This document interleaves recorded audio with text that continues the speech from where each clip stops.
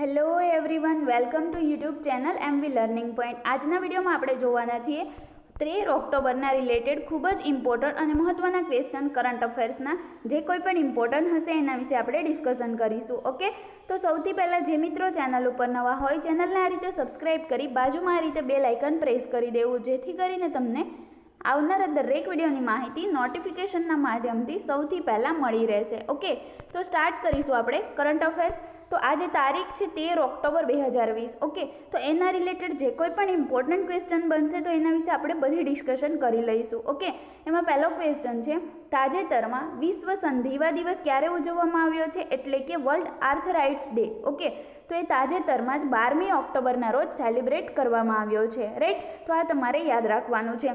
આ શું છે, આર્થરાઇટ્સ ડે શું છે, તો કે આ એક પ્રકારનો સોજો છે જેને સંધિવા જે કહેવાય છે। ઓકે, તો એના માટે લોકોમાં જાગૃતતા લાવવા માટે આ દિવસ દર વર્ષે 12મી ઓક્ટોબરના રોજ ઉજવવામાં આવે છે।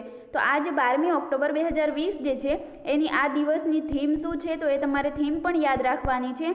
થીમનું નામ છે ટાઈમ ટુ વર્ક। ઓકે, તો આ વર્ષની થીમ છે વિશ્વ સંધિવા દિવસની, રાઈટ। તો આટલું તમારે યાદ રાખવાનું છે।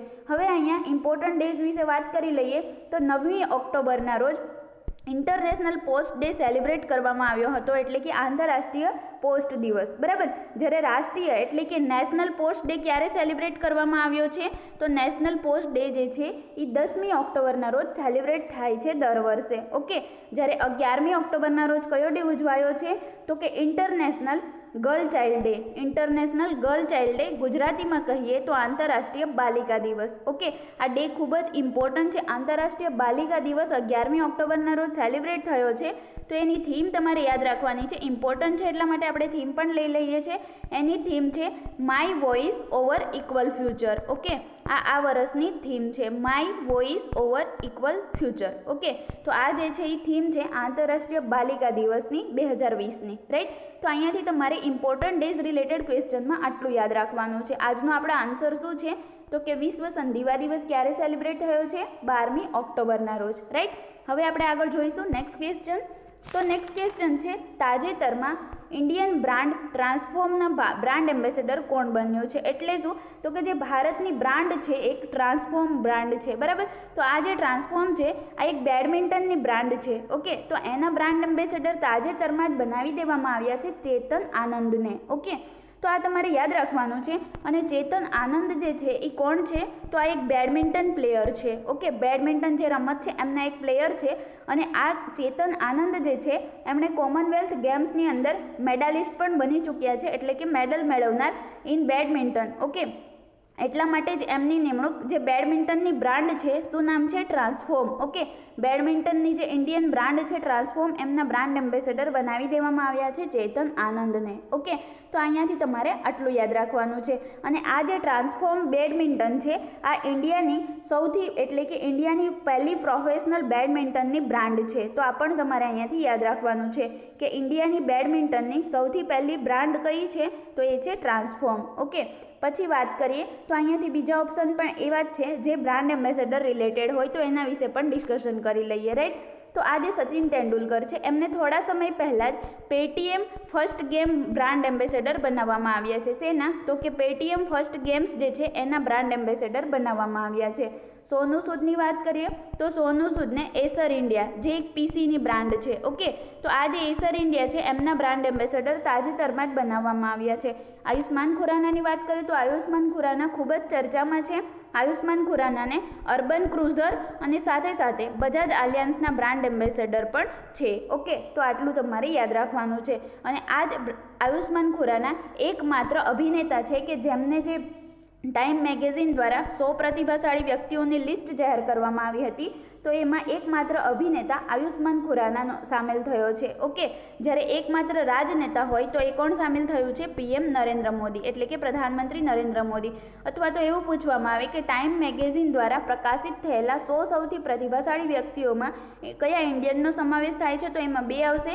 એક તો આવશે પ્રધાનમંત્રી નરેન્દ્ર મોદીજી અને બીજા એક્ટર આયુષ્માન ખુરાના, રાઈટ। તો અહીંયાથી તમારે આટલું યાદ રાખવાનું છે। આ જે છે એ અભિનેતા છે, જ્યારે આ જે છે એ રાજનેતા છે, રાઈટ। તો આટલું તમારે આ ક્વેશ્ચનમાં યાદ રાખવાનું છે.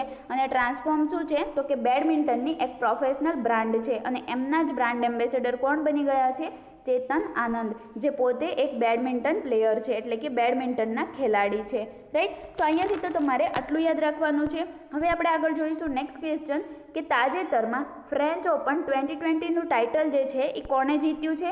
તો અહીંયાથી મેં 2-3 ક્વેશ્ચન ઇઝીલી કવર કરી લીધા છે, જેથી કરીને કોઈ અલગ ક્વેશ્ચન ના બનાવવો પડે એટલા માટે એક જ ક્વેશ્ચનની અંદર 4 ઓપ્શન એવા આપેલા છે જે કરંટના જ છે અને એ આપણે ઇમ્પોર્ટન્ટ છે એટલે સમજવાનું છે. રાઈટ. તો આ જે છે તાજેતરમાં ફ્રેન્ચ ઓપન 2020નું ટાઇટલ જે છે એ રાફેલ નડાલ જે છે એમણે જીતી લીધું છે. ઓકે. તો આ જે છે રાફેલ નડાલ ફ્રેન્ચ ઓપન 2020નું ટાઇટલ જીતનારો એમનો 20મો ગ્રાન્ડ સ્લેમ ટાઇટલ છે. ઓકે. કેટલામો છે? 20મો ગ્રાન્ડ સ્લેમ ટાઇટલ છે આ જે ફ્રેન્ચ ઓપન છે એ. બરાબર. હવે વાત કરીએ તો રાફેલ નડાલ જે છે એ ક્યાંના છે? તો રાફેલ નડાલ જે છે એ સ્પેન દેશના છે. બરાબર. તો સ્પેન જે છે એ ક્યાં આવેલું છે? યુરોપ મહાદ્વીપમાં આવેલું છે. તો અહીંયાથી તમારે આટલું યાદ રાખવાનું છે. ઓકે. હવે આપણે આની વાત કરી લઈએ સ્પેનની. બરાબર. સ્પેનના છે તો સ્પેન રિલેટેડ ઇન્ફોર્મેશન મેળવી લઈએ કે સ્પેનની જે કેપિટલ છે એટલે કે સ્પેનની રાજધાની શું છે? મેડ્રિડ. અને મેડ્રિડ એવું આવે એટલે તમને યાદ આવવું જોઈએ. આના રિલેટેડ આપણે એક ક્વેશ્ચન જોયો હતો કે ગયા વર્ષે એટલે કે 2019માં જે COP25 એટલે કે કોન્ફરન્સ ઓફ પાર્ટીઝ 25 જે હતી એનું આયોજન થયું હતું સ્પેનની કેપિટલ મેડ્રિડમાં. ઓકે. ચીલીની અધ્યક્ષતામાં. શું કામ ચીલીની અધ્યક્ષતામાં? તો કે ચીલી જે છે ત્યાં આગળ COP25 આયોજિત થવાનું હતું, પરંતુ પ્રોબ્લેમ્સના કારણે ક્યાં આયોજિત થયું? સ્પેનની કેપિટલ મેડ્રિડમાં. એટલા માટે ચીલીની અધ્યક્ષતા હોવી જરૂરી હતી. તો ચીલીની અધ્યક્ષતામાં કોન્ફરન્સ ઓફ પાર્ટીઝ COP25નું આયોજન થયું હતું. ઓકે. અને હાલની જે COP26 છે એ ક્યાં આયોજિત થવાની છે? તો એ આયોજિત થવાની છે સ્કોટલેન્ડના ગ્લાસ્ગો શહેરમાં. ઓકે. એના વિશે પણ આપણે ડિસ્કશન કરેલી હતી. ઓકે. કોપ એટલે શું? Conference of parties. રાઈટ. તો અત્યારની જે 26 છે એ ક્યાં આયોજિત થશે? સ્કોટલેન્ડ દેશના ગ્લાસ્ગો શહેરની અંદર આયોજિત થવાની છે. રાઈટ. તો અહીંયાથી તમારે આટલું યાદ રાખવાનું છે. હવે આ તો આપણે જાણી લીધું રાફેલ નડાલ જે છે એમણે મેન્સ કેટેગરીની અંદર આ ટાઇટલ જીત્યું છે. ઓકે. કોને હરાવીને? તો આ જે નોવક જોકોવિચ છે. બરાબર. તો આ જે નોવક જોકોવિચ છે એમને હરાવીને રાફેલ નડાલે મેન્સ કેટેગરીની અંદર ફ્રેન્ચ ઓપનનું ટાઇટલ જીતી લીધું છે. ઓકે. તો વુમન સિંગલની વાત કરીએ તો વુમન્સ કેટેગરીમાં કોણે જીત્યું છે આ ટાઇટલ? તો એ જીત્યું છે ઈગા સ્વીટેકે. ઓકે. યાદ રાખજો ફ્રેન્ચ ઓપનની જ વાત કરું છું. ઓકે. તો ફ્રેન્ચ ઓપન 2020નું ટાઇટલ જે છે એ મેન્સ કેટેગરીમાં રાફેલ નડાલે નોવક જોકોવિચને હરાવીને જીતી લીધું છે, જ્યારે આ જે ઈગા સ્વેટિક છે એમણે વુમન કેટેગરીમાં, ઓકે, એટલે કે વુમન સિંગલમાં કોને હરાવીને જીત્યું છે? તો કે સોફિયા કેનિનને હરાવીને જીતી લીધું છે. ઓકે. હવે આ ઈગા સ્વેટિક ક્યાંના છે? તો એ છે પોલેન્ડ દેશના છે. રાઈટ. તો આટલું તમારે યાદ રાખવાનું છે આની અંદર. અને આ જે વુમન સિંગલમાં ઈગા સ્વીટેક જે છે એ આ સિંગલ ગ્રાન્ડ સ્લેમ જીતનાર પ્રથમ પોલિશ ટેનિસ પ્લેયર પણ બની ગયા છે. તો અહીંયાથી તમારે આટલું યાદ રાખવાનું છે. અને સૌથી નાની વયના વુમન સિંગલ ગ્રાન્ડ સ્લેમ જીતનાર ઈગા સ્વેટિક બની ગયા છે. બરાબર. તો આ એટલા માટે ઇમ્પોર્ટન્ટ છે કારણ કે ઈગા સ્વીટેક સોફિયા કેનિનને હરાવીને એમણે ફ્રેન્ચ ઓપન ટાઇટલ જે છે એ શેની અંદર જીત્યું છે? વુમન્સ કેટેગરીમાં. અને સૌથી નાની ઉંમરના, યાદ રાખજો, સૌથી નાની ઉંમરના વુમન સિંગલમાં ગ્રાન્ડ સ્લેમ જીતનાર હોય તો એ કોણ છે? ઈગા સ્વીટેક. રાઈટ. તો અહીંયાથી તમારે આટલું યાદ રાખવાનું છે. હવે અહીંયાથી એક ઓપ્શન બચે છે તો એ પણ ઇમ્પોર્ટન્ટ છે, એનો અલગથી ક્વેશ્ચન ના બનાવવો પડે એટલા માટે આની અંદર જ આપણે લઈ લીધું છે, ડિસ્કશન કરી લઈશું. રાઈટ. Louis Hamilton. તો લુઈસ હેમિલ્ટન દ્વારા તાજેતરમાં જ યાદ રાખજો આઈફેલ ગ્રાન્ડ પ્રિક્સ યોજાઈ હતી. બરાબર. જે આઈફેલ ગ્રાન્ડ પ્રિક્સ યોજાઈ હતી એ જીતી લેવાઈ છે. બરાબર. તો ખૂબ જ ઇમ્પોર્ટન્ટ છે ફ્રેન્ડ્સ, યાદ રાખજો. આ પણ કરંટનો જ ક્વેશ્ચન છે, આની અંદર જ એડ કરી દીધો છે એટલા માટે બીજો ક્વેશ્ચન નથી લીધો. બરાબર. તો આ જે લુઈસ હેમિલ્ટન છે એમણે તાજેતરમાં જ આજે આઈફેલ ગ્રાન્ડ પ્રિક્સ 2020 હતી એ જીતી લીધી છે. ઓકે. તો આટલું તમારે યાદ રાખવાનું છે. લુઈસ હેમિલ્ટન ક્યાંના છે? તો બ્રિટનના. બરાબર. હવે વાત કરીએ તો આ જે લુઈસ હેમિલ્ટન કોણ છે? તો મર્સિડીઝના ડ્રાઈવર છે. ઓકે. જ્યારે આ તો ફર્સ્ટ નંબર ઉપર છે. સેકન્ડ નંબર ઉપર કોણ છે? તો સેકન્ડ નંબર ઉપર આવ્યા છે મેક્સ વેરસ્ટાપન. ઓકે. જે પોતે રેડબુલના ડ્રાઈવર છે અને નેધરલેન્ડથી બિલોંગ કરે છે. થર્ડ નંબર ઉપર કોણ છે? તો થર્ડ નંબર ઉપર છે Daniel Ricardo. Okay, Daniel Ricardo જે ઓસ્ટ્રેલિયાના છે, રાઈટ. તો આ ટાઇટલ રિલેટેડ તમારે આટલી વસ્તુ યાદ રાખવાની છે. તો આજનો આપણો જવાબ શું છે? ફ્રેન્ચ ઓપન 2020નું ટાઇટલ મેન્સ કેટેગરીમાં રાફેલ નડાલે જીત્યું છે, વુમન્સ કેટેગરીમાં ઇગા સ્વીટેકે જીત્યું છે. ઓકે, જ્યારે આઈફેલ ગ્રાન્ડ પ્રિક્સ 2020 જે છે એમાં લુઈસ હેમિલ્ટને જીત્યું છે, રાઈટ. તો આટલો ક્વેશ્ચન તમારે ઇમ્પોર્ટન્ટ રાખવાના છે. ફક્ત આનો જવાબ આવે તો એ છે મેન્સ કેટેગરીમાં રાફેલ નડાલ, વુમન્સ કેટેગરીમાં ઇગા સ્વીટેક, રાઈટ. તો અહીંયાથી તમારે આટલું કલેક્ટ કરવાનું છે, રાઈટ. હવે આપણે જોઈશું નેક્સ્ટ ક્વેશ્ચન. તો નેક્સ્ટ ક્વેશ્ચન છે તાજેતરમાં વૃક્ષ પ્રત્યારોપણની નીતિ કઈ સરકારે લાગુ કરી છે? ઓકે, તો એનો જવાબ આવશે દિલ્હી. કે તાજેતરમાં જ આજે દિલ્હી કેન્દ્ર શાસિત પ્રદેશ છે, તમને બધાને ખ્યાલ છે. તો દિલ્હી સરકાર દ્વારા વૃક્ષ પ્રત્યારોપણની નીતિ લાગુ કરવામાં આવી છે, બરાબર. તો હવે આ નીતિ મુજબ શું થશે કે આના ઉપરથી તમને ખ્યાલ આવી જશે કે આ નીતિની અંદર એવું થશે કે જે કોઈ પણ વૃક્ષ છે, બરાબર, તો એ કોઈ પણ એ વૃક્ષ છે એની જગ્યાએ જો બાંધકામ અથવા કોઈ વિકાસ માટેનો પ્રોજેક્ટ શરૂ કરવામાં આવે તો જે વૃક્ષો જડમૂળથી 80% જેટલા ઉછરી ગયેલા હોય, બરાબર, તો એ વૃક્ષને કાપી નહીં નાખવામાં આવે પણ એને શું કરવામાં આવશે? સ્થાનાંતરિત કરવામાં આવશે. એટલે કે જો 80% જેટલા વૃક્ષો ઉછરેલા હોય તો એની જગ્યાએ કોઈ બાંધકામ શરૂ કરવાનું થાય, બરાબર, તો એની જગ્યાએ આ જે વૃક્ષ છે એને પ્લાન્ટેશન કરી દેવામાં આવશે બીજી જગ્યાએ, બરાબર. એટલે કે એને કોઈ બીજી જગ્યાએ ઉછેરવામાં આવશે, બરાબર, ત્યાંથી એને કટ કરવામાં નહીં આવે. તો આ જ છે વૃક્ષ પ્રત્યારોપણની નીતિ. એટલે કે વૃક્ષોને કાપી નહીં નાખવામાં આવે પરંતુ એને બીજી જગ્યાએ સ્થાનાંતરિત કરી દેવામાં આવશે. ઓકે, તો આની અંદરથી તમારે આટલું યાદ રાખવાનું છે. અને આ જ દિલ્હી ગવર્મેન્ટ દ્વારા એક વૃક્ષારોપણ સેલ પણ શરૂ કરવામાં આવશે. ઓકે, અને દિલ્હી સરકાર દ્વારા યાદ રાખજો, દિલ્હી સરકાર દ્વારા એટલે કે એક વૃક્ષારોપણ સેલ જે છે એ પણ શરૂ કરવામાં આવશે. હવે આપણે વાત કરી લઈએ દિલ્હીની. તો દિલ્હી કઈ નદીના કિનારે વસેલું છે? યમુના નદીના કિનારે. હવે યમુના નદી ઉપર એક બ્રિજ આવેલો છે જેનું નામ છે સિગ્નેચર બ્રિજ. ઓકે, તો આ સિગ્નેચર બ્રિજ જે છે એનું ઉદ્ઘાટન 2018માં કરવામાં આવ્યું હતું. કોના દ્વારા? તો દિલ્હીના મુખ્યમંત્રી કોણ છે? અરવિંદ કેજરીવાલ. ઓકે, તો દિલ્હીના મુખ્યમંત્રી અરવિંદ કેજરીવાલ દ્વારા 2018માં સિગ્નેચર બ્રિજનું ઉદ્ઘાટન યમુના નદી ઉપર કરવામાં આવ્યું હતું. ઓકે, તો આટલું તમારે યાદ રાખવાનું છે. અને અરવિંદ કેજરીવાલે કોરોના મહામારી દરમિયાન પોતાના નામની એટલે કે એકે એપ્લિકેશન પણ લોન્ચ કરી છે. ઓકે, આ તો થઈ મુખ્યમંત્રીની વાતો. તો દિલ્હીના લેફ્ટનન્ટ ગવર્નર કોણ છે? એટલે કે ઉપરાજ્યપાલ. કેન્દ્ર શાસિત પ્રદેશમાં ઉપરાજ્યપાલ હોય છે, બરાબર. તો આ જે એલજી કોણ છે? તો એનું નામ છે અનિલ બેજલ. ઓકે, તો અહીંયાથી તમારે આટલું યાદ રાખવાનું છે. દિલ્હી રિલેટેડ ઇમ્પોર્ટન્ટ ફેક્ટની વાત કરીએ તો આ જ દિલ્હીમાં ભારતની સૌથી પહેલી પ્લાઝમા બેંક જે છે એ ક્યાં સ્થાપિત કરવામાં આવી છે? તો દિલ્હીમાં છે. ઓકે, જ્યારે બીજી વાત કરીએ તો દિલ્હીની અંદર ઈ ચાર્જિંગ વાહન, બરાબર, ઈ ચાર્જિંગ વાહન પ્લાઝા જે છે એ પણ સ્થાપિત કરવામાં આવ્યું છે. અને થર્ડ જે છે કે દિલ્હીમાં પ્રથમ યુદ્ધ સ્મારક પણ સ્થાપિત કરવામાં આવેલ છે, એટલે કે વોર મેમોરિયલ. વોર મેમોરિયલ એટલે શું? પ્રથમ યુદ્ધ સ્મારક. ઓકે, તો આ તો પ્રથમ યુદ્ધ સ્મારકની વાત થઈ. પરંતુ જો તમને પ્રથમ પશુ સ્મારક પૂછવામાં આવે, ઓકે, તો પ્રથમ પશુ સ્મારક જે છે એ ક્યાં સ્થાપિત છે? ઉત્તર પ્રદેશના મેરઠમાં. ઓકે, શું સ્થાપિત છે? પ્રથમ પશુ સ્મારક, બરાબર. એટલે કે આનું જે સ્ટેચ્યુ છે એ. જ્યારે તમને યુદ્ધ સ્મારક પૂછવામાં આવે તો એ ક્યાં સ્થાપિત છે? દિલ્હીમાં. ઓકે, તો આટલું તમારે યાદ રાખવાનું છે. હવે અહીંયાથી બીજા ઇમ્પોર્ટન્ટ રાજ્ય વિશે પણ વાત કરી લઈએ જે કરંટના જ ક્વેશ્ચન છે. ઓરિસ્સાની વાત કરીએ તો તાજેતરમાં જ કોરોના મહામારી દરમિયાન જે પર્યટન સ્થળો બંધ હતા તો એને ધ્યાને લઈને એટલે કે પર્યટનને મહત્વ આપવા માટે ઓરિસ્સા રાજ્ય દ્વારા બાય રોડ અભિયાનની શરૂઆત કરવામાં આવી હતી. ઓકે, તો આ પણ તમારે યાદ રાખવાનું છે.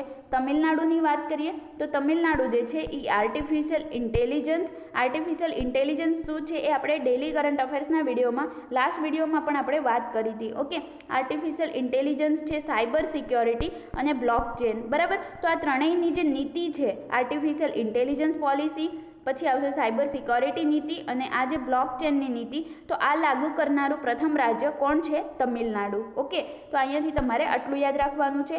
એક ઓપ્શન બચે છે ગુજરાત, તો એ પણ જોઈ લઈએ કે ગ્રામીણ લોકો માટે એટલે કે ગામના જે લોકો છે એ ગ્રામીણ લોકો માટે ગુજરાત ગવર્મેન્ટ દ્વારા એક કાર્યક્રમની શરૂઆત કરવામાં આવી છે. કાર્યક્રમનું નામ શું છે? ડિજિટલ સેવા સેતુ કાર્યક્રમ. ઓકે, તો આ તમારે યાદ રાખવાનું છે. ગુજરાત ગવર્મેન્ટ દ્વારા તાજેતરમાં જ ગ્રામીણ લોકો માટે ડિજિટલ સેવા સેતુ કાર્યક્રમની શરૂઆત કરવામાં આવી છે, રાઈટ. તો આટલું તમારે યાદ રાખવાનું છે. આપણો આન્સર શું છે આજનો? વૃક્ષ પ્રત્યારોપણની નીતિ ક્યાં શરૂ કરવામાં આવી છે?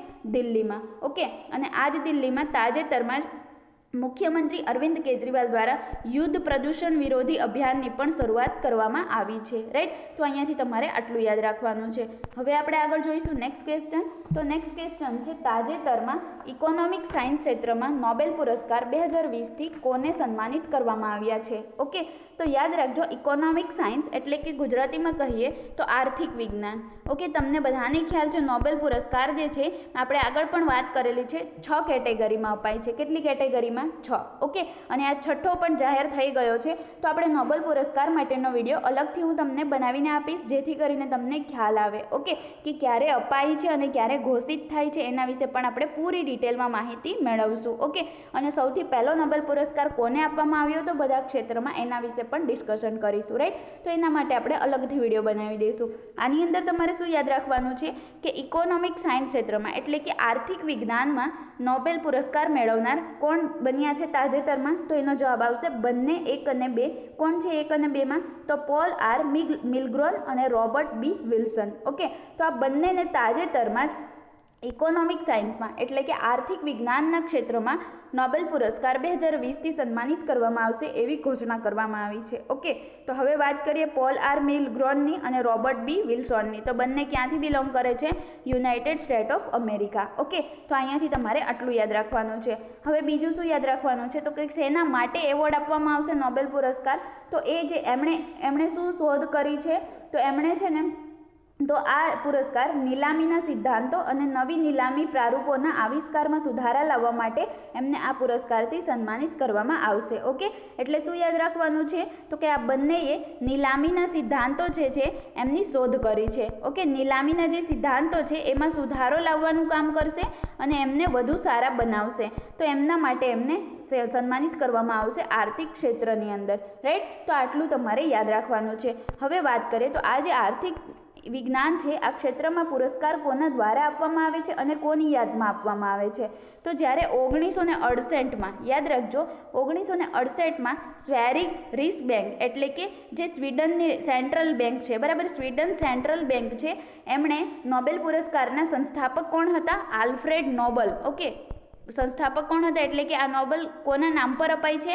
આલ્ફ્રેડ નોબલના નામ પર, ઓકે. તો આ જે આલ્ફ્રેડ નોબલ છે એમની યાદમાં આર્થિક વિજ્ઞાનમાં પુરસ્કારની સ્થાપના કરી હતી. અને આર્થિક વિજ્ઞાનનો તમને પૂછવામાં આવે તો આર્થિક વિજ્ઞાનનો પ્રથમ પુરસ્કાર કોને આપવામાં આવ્યો હતો? તો એ આપવામાં આવ્યો હતો 1969માં રગ્નાર ફ્રિસ્ક અને જાન ટીનબર્ગેનને આપ્યો હતો. કોને? તો કે રગ્નાર ફ્રિસ્ક અને બીજું છે જાન ટીનબર્ગ, બરાબર. તો આ બંનેને આપવામાં આવ્યો હતો 1969માં. શરૂઆત ક્યારથી થઈ હતી? 1968થી, રાઈટ. તો આટલું તમારે યાદ રાખવાનું છે. કોના દ્વારા આપવામાં આવે છે? આલ્ફ્રેડ નોબેલની યાદમાં તો આપવામાં આવે જ છે, પરંતુ જે સ્વીડનની એક સ્વીડિશ એકેડેમી ઓફ સાયન્સ છે એમના દ્વારા આ પુરસ્કાર આપવામાં આવે છે, ઓકે. તો આટલું પણ તમારે યાદ રાખવાનું છે. તમારે યાદ શું રાખવાનું છે? આર્થિક વિજ્ઞાનમાં કોને આપવામાં આવ્યો છે? પોલ આર મિલગ્રોન અને રોબર્ટ બી વિલ્સનને. શેના માટે? તો કે નીલામીના સિદ્ધાંતોની શોધ માટે, ઓકે.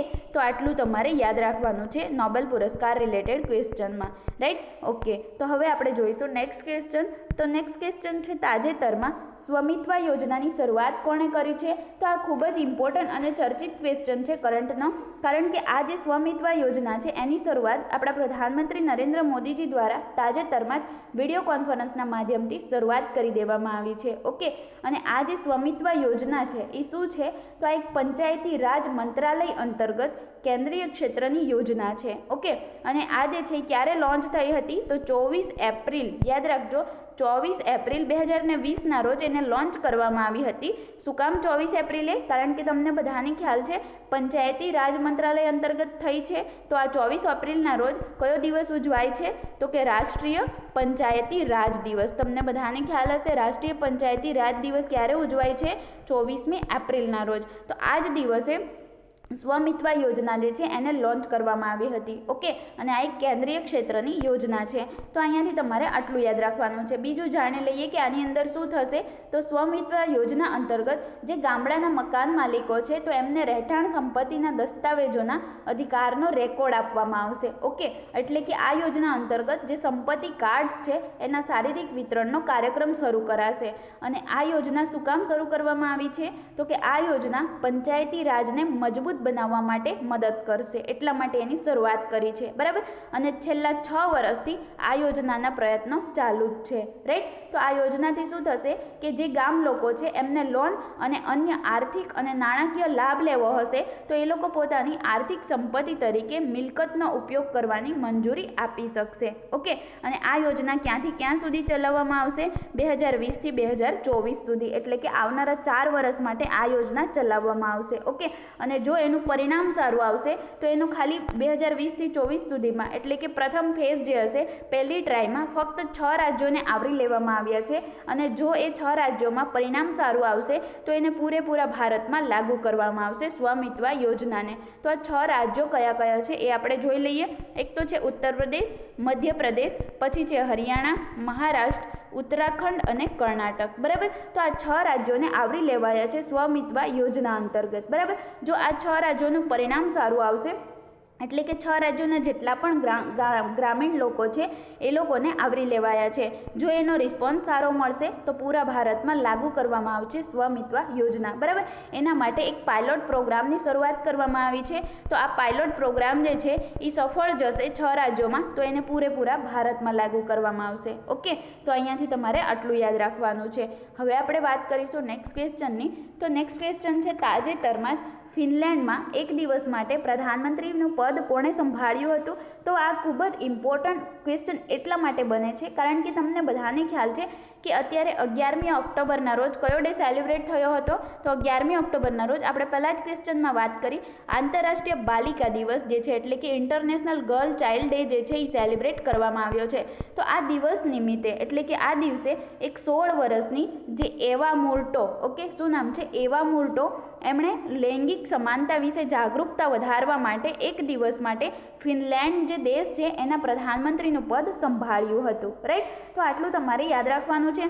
શું કામ એમણે પદ સંભાળ્યું હતું? કારણ કે આજે આંતરરાષ્ટ્રીય બાલિકા દિવસ હતો. બરાબર, તો એમાં બાલિકા દિવસ શું કામ ઉજવાય છે? તો કે જે સ્ત્રીઓ પ્રત્યે એટલે કે જે બાલિકાઓ છે એના પ્રત્યે જે ગર્લ છે, બરાબર, એમની માટે જે અહિંસાઓ થાય છે, ઇસ્યુઝ થાય છે, તો એના માટે અવેરનેસ લાવવા માટે આ દિવસ ઉજવવામાં આવ્યો હતો. બરાબર, તો આ જ દિવસે જે ફિનલેન્ડમાં 16 વર્ષના, યાદ રાખજો 16 વર્ષના છે એવા મોર્ટો, બરાબર, એક બાલિકા છે 16 વર્ષની, એમને પ્રધાનમંત્રી પદનું એક દિવસ માટે સંભાળ્યું હતું. શેના માટે? તો કે લૈંગિક સમાનતા વિશે જાગૃતતા વધારવા માટે. હવે લૈંગિક સમાનતા એટલે શું? તો કે પુરુષ અને સ્ત્રી છે તો એક સરખા કામો, મતલબ એક સરખી મહેનત કરીને આગળ વધી શકે. ઓકે, એટલે કે બંનેમાં કોઈ ડિફરન્સ નથી, બંને સમાન જ છે. એવી રીતે જાગૃતતા લાવવા માટે એવા મોર્ટોએ એક દિવસ માટે ફિનલેન્ડના પ્રધાનમંત્રીનું પદ સંભાળ્યું હતું. ઓકે, તો આ ખૂબ જ ઇમ્પોર્ટન્ટ છે કારણ કે એક દિવસ માટે સંભાળ્યું છે પીએમનું પદ, તો એટલા માટે ઇમ્પોર્ટન્ટ છે. બરાબર, અને આ જે છે સંભાળ્યું છે પદ, તો આ એક પ્રોગ્રામ અંતર્ગત શરૂ કરવામાં આવ્યું હતું. એનું નામ શું છે? તો કે ગર્લ્સ ટેક ઓવર. ઓકે, તો આ જે ગર્લ્સ ટેક ઓવર નામનો જે કાર્યક્રમ હતો તો આ કાર્યક્રમ અંતર્ગત એમણે આ એક દિવસનું પદ સંભાળ્યું હતું પ્રધાનમંત્રીનું. રાઈટ, તો હવે આપણે વાત કરીએ ફિનલેન્ડની. તો ફિનલેન્ડ જે છે એના પ્રધાનમંત્રી કોણ છે પ્રેઝન્ટ ટાઈમના? તો એનું નામ છે સના મરીન. ઓકે, અને આ સના મરીનનું જ સ્થાન એક દિવસ માટે સંભાળ્યું હતું એવા મોર્ટોએ. ઓકે, અને હાલમાં કોણ છે? સના મરીન.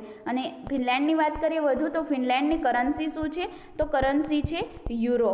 ઓકે, જ્યારે કેપિટલ શું છે? તો એ છે હેલેન્સ્કી. ઓકે, કેપિટલ શું છે? હેલેન્સ્કી. તો અહીંયાથી તમારે આટલું યાદ રાખવાનું છે. રાઈટ, ફિનલેન્ડ શબ્દ આવે છે તો તમને એક વાત યાદ આવવી જોઈએ, ફિનલેન્ડમાં કઈ કંપનીનું હેડક્વાર્ટર આવેલું છે? Nokia company. ઓકે, અને આ જ નોકિયા કંપનીના બ્રાન્ડ એમ્બેસેડર કોણ છે? તો એ છે આલિયા ભટ્ટ. ઓકે, આલિયા ભટ્ટ જે એક બોલિવૂડ એક્ટર્સ છે. રાઈટ, તો અહીં એક્ટ્રેસ છે. તો અહીંયાથી તમારે આટલું યાદ રાખવાનું છે. ઓકે, તો હવે આપણે વાત કરીશું એના વિશે જે બીજા ઓપ્શન આપેલા છે એ પણ ખૂબ ઇમ્પોર્ટન્ટ છે, તો એના વિશે પણ આપણે જોઈ લઈએ. ઓકે, કરંટ રિલેટેડ જ ક્વેશ્ચન છે એટલા માટે અહીંયા લઈ લીધા છે. આ જે બિસર અલ ખસવાને છે, બરાબર, એમને તાજેતરમાં જ જે જોર્ડન દેશ છે, ઓકે, કરંટનો જ ક્વેશ્ચન છે, જોર્ડન દેશનું નામ છે, તો એના પ્રધાનમંત્રી તરીકે તાજેતરમાં જ બિસર અલ ખસવાને બનાવવામાં આવ્યા છે, રાઈટ. જ્યારે આ જે હિચેમ મચીજી છે એને તાજેતરમાં જ યુનિસિયા દેશ છે, બરાબર, તો એના પ્રધાનમંત્રી બનાવવામાં આવ્યા છે. જેન કાસ્ટેક્સની વાત કરીએ તો જેન કાસ્ટેક્સને પણ તાજેતરમાં ફ્રાન્સ દેશ જે છે એના જે પ્રધાનમંત્રી છે બનાવવામાં આવ્યા છે. ઓકે, અને એક ઇમ્પોર્ટન્ટ છે, ઓપ્શન 4 જ હતા એટલા માટે અલગથી લીધો છે, એનું નામ તમારે યાદ રાખવાનું છે. એક નામ છે, શું નામ છે, તો કે માઇકલ માર્ટિન. ઓકે, માઇકલ માર્ટિનનું નામ પણ તમારે યાદ રાખવાનું છે. કરંટનો જ ક્વેશ્ચન છે. તાજેતરમાં એમને પણ કયા દેશના પ્રધાનમંત્રી બનાવવામાં આવ્યા છે, તો એ બનાવવામાં આવ્યા છે આયર્લેન્ડના. ઓકે, તો આ 5 જે છે એ ઇમ્પોર્ટન્ટ છે કે કરંટના જ પ્રધાનમંત્રી બનાવવામાં આવ્યા છે એટલા માટે ઇમ્પોર્ટન્ટ છે, રાઈટ. તો આટલું તમારે યાદ રાખવાનું છે. આપણો જવાબ શું છે? ફિનલેન્ડમાં 1 દિવસ માટે પ્રધાનમંત્રીનું પદ કોણે સંભાળ્યું હતું? એવા મોર્ટોએ. ઓકે, સેના અંતર્ગત તો કે જે વિશ્વ બાલિકા દિવસ ઉજવાયો હતો 11મી ઓક્ટોબરના રોજ, એના ભાગરૂપે જે ગર્લ્સ ટેકઓવર નામનો એક કાર્યક્રમ યોજાયો હતો, તો આ અંતર્ગત એમને 1 દિવસ માટે પદ સંભાળ્યું હતું, રાઈટ. તો આટલું તમારે યાદ રાખવાનું છે. હવે આપણે આગળ વાત કરશું નેક્સ્ટ ક્વેશ્ચનની. તો નેક્સ્ટ ક્વેશ્ચન છે, તાજેતરમાં એલટીસી કેશ વાઉચર યોજનાની શરૂઆત કોણે કરી છે? ઓકે, તો એની શરૂઆત તાજેતરમાં જ આપણા નાણામંત્રી એટલે કે ફાઇનાન્શિયલ મિનિસ્ટર નિર્મલા સીતારામન દ્વારા કરી દેવામાં આવી છે. પહેલાં તો જાણી લઈએ એલટીસીનું ફૂલ ફોર્મ શું છે.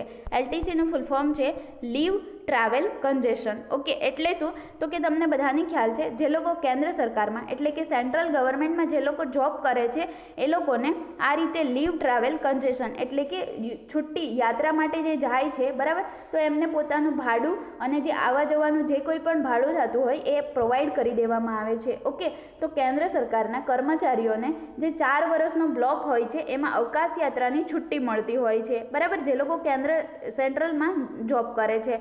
તો એમાં શું થાય તો કે એની અંદર જે અવકાશ યાત્રાની છુટ્ટી મળે છે એમાં એ લોકોનું જે હવાઈ અને રેલ ભાડું છે એ પણ એમને આપી દેવામાં આવે છે. પરંતુ આ વર્ષે કોવિડ-19 મહામારીના કારણે, યાદ રાખજો, કોવિડ-19 મહામારીના કારણે 2018થી જે 2021 સુધીનો 4 વર્ષનો જે બ્લોક છે, તો એમાં કર્મચારી એલટીસીનો લાભ નહીં લઈ શકે, એટલે કે અવકાશ યાત્રાની છુટ્ટી જે છે એનો લાભ નહીં લઈ શકે. ઓકે, અને આ જે એલટીસીનો લાભ ન મળવાથી એનું જેટલું પણ પેમેન્ટ થશે એ બધું આપી દેવામાં આવશે કર્મચારીને. ઓકે, અને આ જે યોજના છે એ જે કર્મચારી સ્વીકાર કરશે, એટલે કે આ જે એલટીસી કેશ વાઉચર યોજના જે કોઈ પણ કર્મચારી સ્વીકારશે એમને જે છે એલટીસી વાઉચર સ્કીમમાં 31 માર્ચ 2021 સુધી, યાદ રાખજો, 31 માર્ચ 2021થી પહેલાં છુટ્ટીના બદલામાં કર્મચારીના રેલવે અથવા હવાઈ ભાડાના 3 ગણા બરાબર જેટલી વેલ્યુ હશે એ ગુડ એન્ડ સર્વિસ તરીકે ખરીદી શકશે. ઓકે, અને આ વસ્તુ પર આ એવી જ વસ્તુ ઉપર વાઉચર વાપરવામાં આવશે. આ જે એલટીસી કેશ વાઉચર કોને આપવામાં આવશે? તો જે લોકો આ યોજનાનો સ્વીકાર કરશે 31 માર્ચ 2021 પહેલાં, બરાબર, તો એ લોકોને, એવા કર્મચારીને આ વાઉચર આપવામાં આવશે. અને આ જે વાઉચર છે એ ફક્ત જે 12% અથવા 12થી વધુ જીએસટી લાગુ થતું હશે જે વસ્તુ ઉપર, એની ઉપર જ આ વાઉચરનો યુઝ કરી શકાશે. ઓકે, તો આ એટલા માટે લોન્ચ કરી દેવામાં આવી છે યોજના નાણામંત્રી નિર્મલા સીતારામન દ્વારા. ઓકે, તો અહીંયાથી તમારે આટલું યાદ રાખવાનું છે. ઓકે, હવે આપણે વાત કરીશું નેક્સ્ટ ક્વેશ્ચનની.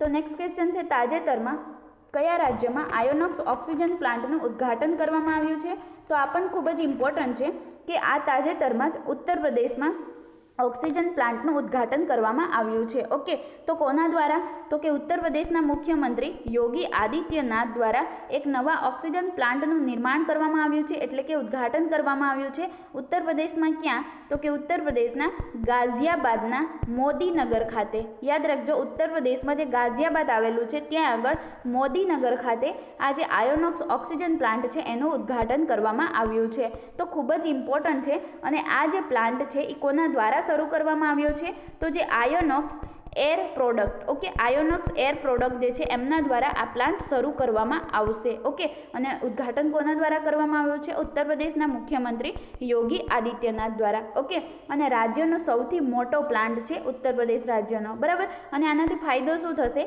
કે આ જે ઓક્સિજન પ્લાન્ટ છે એના દ્વારા ઘણી બધી હોસ્પિટલોમાં ઓક્સિજન પણ પૂરો પાડી શકાશે સરળતાથી, ઓકે. અને આ જે પ્રોજેક્ટ છે આયોનોક્સ ઓક્સિજન પ્લાન્ટ, આનો જે શિલાન્યાસ છે એ આપણા નરેન્દ્ર મોદી, પ્રધાનમંત્રી નરેન્દ્ર મોદીજી દ્વારા 2018માં જ આપી દેવામાં આવ્યો હતો, શિલાન્યાસ કરવામાં આવ્યો હતો, પરંતુ ઉદ્ઘાટન હમણાં કરવામાં આવ્યું છે યોગી આદિત્યનાથ દ્વારા, ઓકે. અને આ જે પ્લાન્ટ છે એ શેનું ઉત્પાદન કરશે એટલે કે પ્રોડક્શન કરશે? તો આ ઓક્સિજન પ્લાન્ટ દ્વારા જે પ્રવાહી ઓક્સિજન, નાઇટ્રોજન અને આર્ગોન, બરાબર, ઓક્સિજન, નાઇટ્રોજન અને આર્ગોન જે છે આ ત્રણેયનું ઉત્પાદન કરશે આયોનોક્સ ઓક્સિજન પ્લાન્ટ, ઓકે. તો અહીંયાથી તમારે આટલું યાદ રાખવાનું છે. ઉત્તર પ્રદેશની વાત કરીએ તો મુખ્યમંત્રી આપણે હમણાં જ વાત કરી યોગી આદિત્યનાથ, ઓકે. જ્યારે રાજ્યપાલ કોણ છે? આનંદીબેન પટેલ, જે મધ્યપ્રદેશ રાજ્યનો ગવર્નર તરીકેનો એટલે કે રાજ્યપાલ તરીકેનો વધારાનો ચાર્જ પણ સંભાળી રહ્યા છે, ઓકે. રાજધાની શું છે? લખનઉ. હવે લખનઉ આવે એટલે તમને યાદ આવવું જોઈએ કે લખનઉ જે છે એ કઈ નદીના કિનારે વસેલું છે? તો લખનઉ જે છે એ ગોમતી નદીના કિનારે વસેલું છે. કઈ નદીના કિનારે? ગોમતી નદીના કિનારે, ઓકે. પછી વાત કરીએ તો લખનઉના ચારબાગ રેલવે સ્ટેશનમાં હેલ્થ એટીએમનું ઉદ્ઘાટન પણ કરવામાં આવ્યું છે, ઓકે, સ્થાપિત કરવામાં આવ્યું છે. તો આટલું તમારે યાદ રાખવાનું છે લખનઉ રિલેટેડ અને ઉત્તર પ્રદેશ રિલેટેડ, રાઈટ. અહીંયા ઉદ્ઘાટનની વાત થાય છે તો બીજા ઓપ્શન પણ રિલેટ કરશે, તો એ પણ જોઈ લઈએ. હિમાચલ પ્રદેશની વાત કરીએ તો તમને બધાને ખ્યાલ છે તાજેતરમાં જ પ્રધાનમંત્રી નરેન્દ્ર મોદીજી દ્વારા 3 ઓક્ટોબર 2020ના રોજ અટલ સુરંગનું ઉદ્ઘાટન કરવામાં આવ્યું છે, એટલે કે અટલ ટનલ, બરાબર, જેનું જૂનું નામ શું છે એ પણ યાદ રાખવાનું છે, રોહતાંગ, ઓકે. તો રોહતાંગ ટનલ જે છે એનું નવું નામ આપ્યું છે અટલ ટનલ, અને આનું જ ઉદ્ઘાટન કરી દેવામાં આવ્યું છે પ્રધાનમંત્રી નરેન્દ્ર મોદીજી દ્વારા હિમાચલ પ્રદેશમાં, ઓકે. અને આ વિશ્વની સૌથી લાંબી સુરંગ હશે એવું પણ કહેવામાં આવ્યું છે, બરાબર. કેટલા કિલોમીટર લાંબી હશે? તો કે 16.1 કિલોમીટર એટલે કે 16.1 કિલોમીટર જેટલી લાંબી હશે. તો અહીંયાથી તમારે આટલું યાદ રાખવાનું છે.